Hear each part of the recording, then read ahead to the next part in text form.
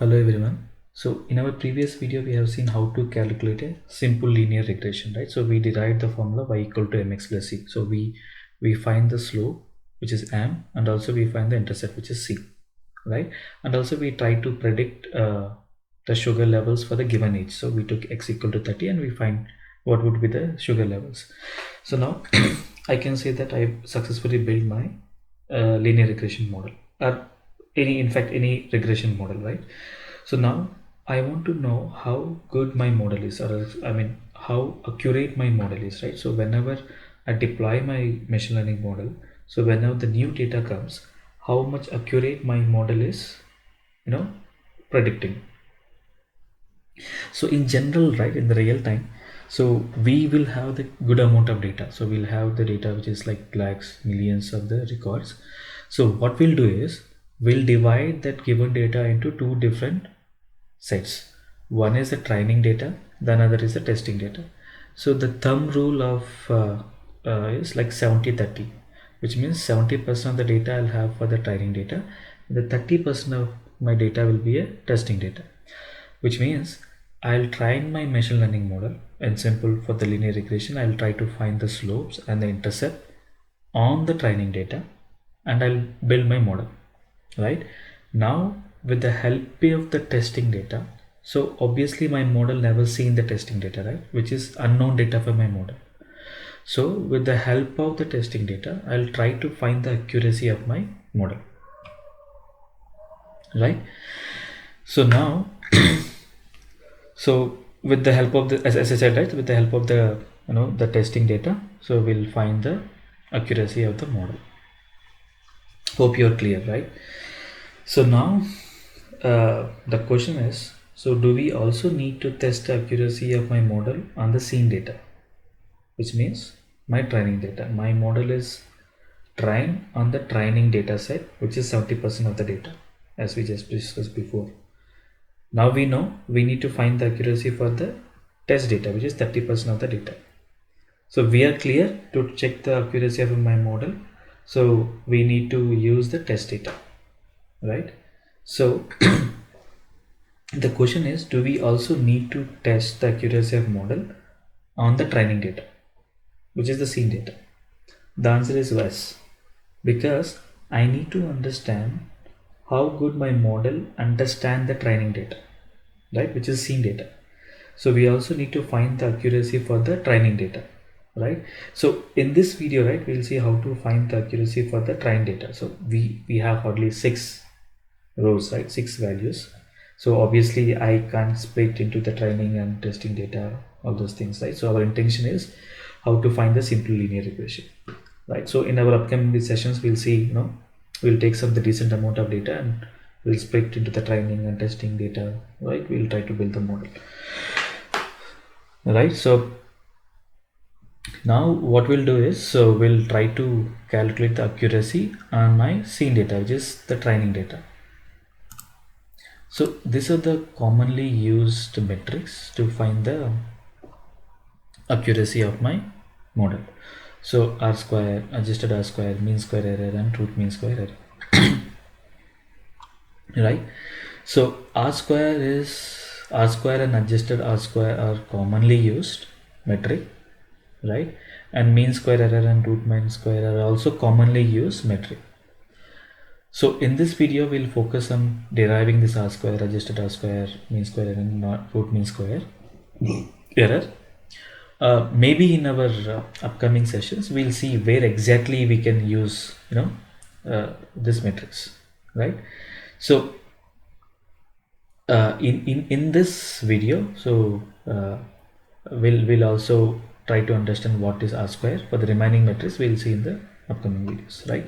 So we'll quickly talk about what is R square, right? So when you talk about the stats, it is a measure of the proportion of the variance for a dependent variable that explains by an independent variable. To make it little bit clear, right? So when you talk about the correlation, what it tells you, correlation will tell you how strong two variables are, right? You can say how the two variables are traveling together. In the similar way, R square will tell you how much variance of one variable will be explain the variance of the another variable, Oh my god, it's too difficult to understand, right? Maybe I'll make it a little bit clear. Let's say if my r square value is 0.28, which means 28%, right? So then I can say 28% of the variance can be explained by the trained model. Still not clear, right? Let me make it very clear, right? So if my r square value is 0.28%, I can simply say that my model accuracy or performance is 28%. So 25% of the time it will predict correctly, right? Okay, so let's go to the Excel sheet. So in the previous video we find the slope and the coefficient for our linear regression model, and we submitted it, right? So now for this I'll you know try to find the accuracy. So as I said, right, r square is one of the metric to find the accuracy of your model. So we have two different formulas to find the r square, right? So we'll just try to derive it. So let me copy this image and paste it here. Wait. Array. What is this? No. Let me paste again. Okay. Right. So now to find the r square, so I need to find these three values: sum of squares total, sum of squares regression, sum of squares error, right? So sum of squares total is nothing but your actual y minus the mean of your y, and we need to square it and do the summation for all the values. And sum of squares regression is, so the regression output is nothing but your predicted value of y, right? So which is nothing but your predicted y, which we are going to see in some time, minus mean of my predicted y, right? And the sum of squares of errors is, this is little bit, I mean this is actually the important thing. So the actual y, right, and the predicted y is called sum of squares of errors. Okay, now let's find our predicted y. So y equal to mx plus c. So this is my predicted y. We know the formula, right? So we know the slope is what? 0.3852 into what is my x? It is 43 plus what is my constant? 65.1415, right? So similarly I need to find it for the everything. Clear? Okay. The next thing which I want to find is sum of squares of total. Let me call it SST, right? Now to find it, what I need to do, sum of square total is the distance between your actual y minus to its mean. Mean of y is 81 to the square of 2. So now SST, right? Now what next I need to find? Sum of squares of due to the regression, right? So I call it SSR. So SSR means predicted y. This is my predicted y minus the mean of the predicted y. Let's also calculate the mean of predicted y is equal to average of these values is close to the mean of y, so 80.99, right? So my predicted y minus mean, so maybe I'll say 80.99. I mean I can round it to 81, right, which is this 0. Okay, I need to square this, right? Now clear? Now what I need to find is sum of squares of errors. I call it SSE. So this is the difference between your actual y minus predict y. This is the actual error, right? So the name itself says the error, right? So obviously this is my y and this is my the predicted y. If I know the distance between this, I mean if I subtract this value and whatever the value comes, that's my error, right?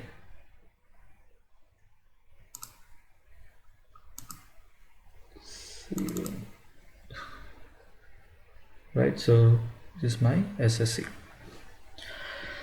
Now I have everything. So now what I need to find is R square. So we have two formulas. One is SSR by SST or 1 minus SSE by SST.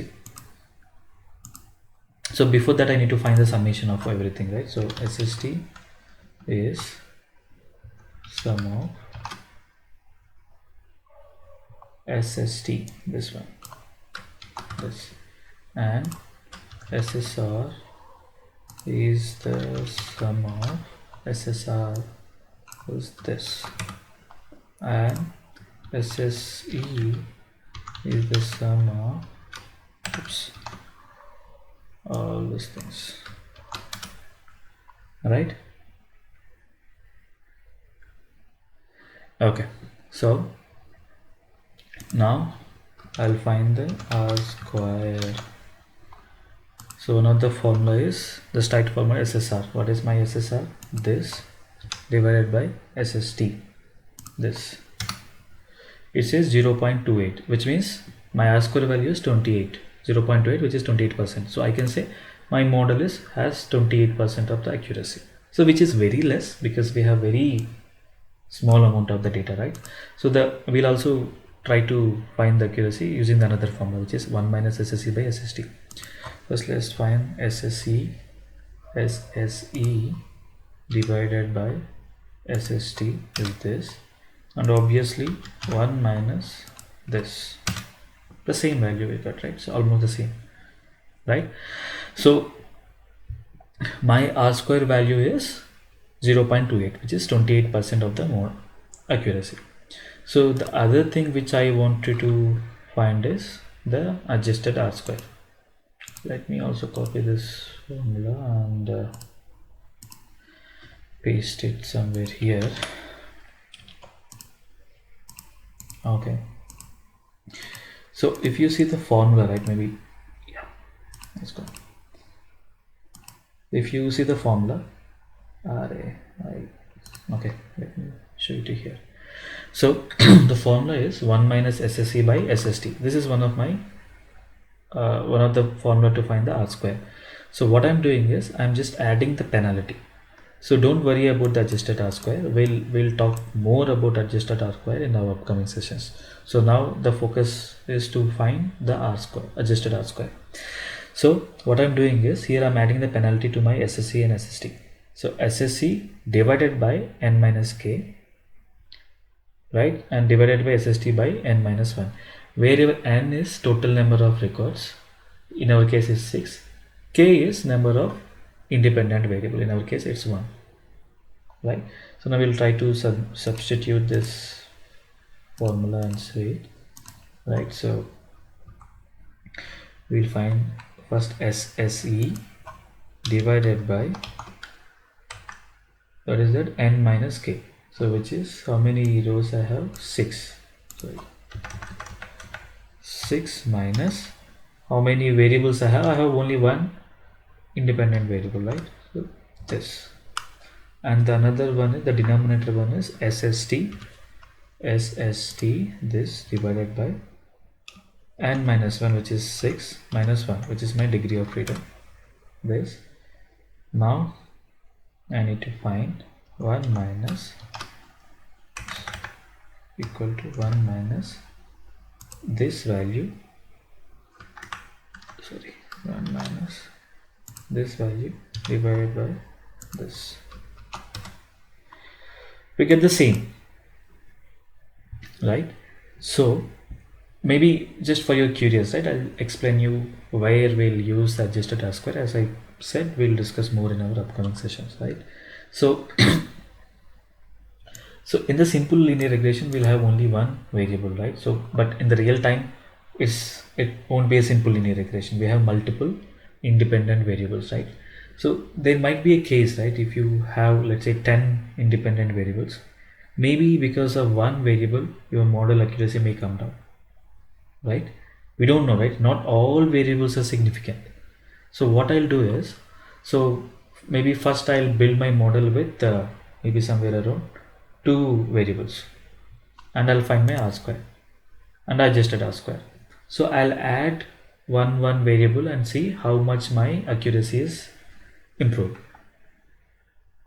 So the problem with the R square is, right, R square will value, right? So the value of R square will always increase or remains the same even when you add more variables, right? As I said, out of 10 variables, let's say if I build my model, initially I build my model with two variables, right? And I find my R square and adjusted R square, and I added my third variable.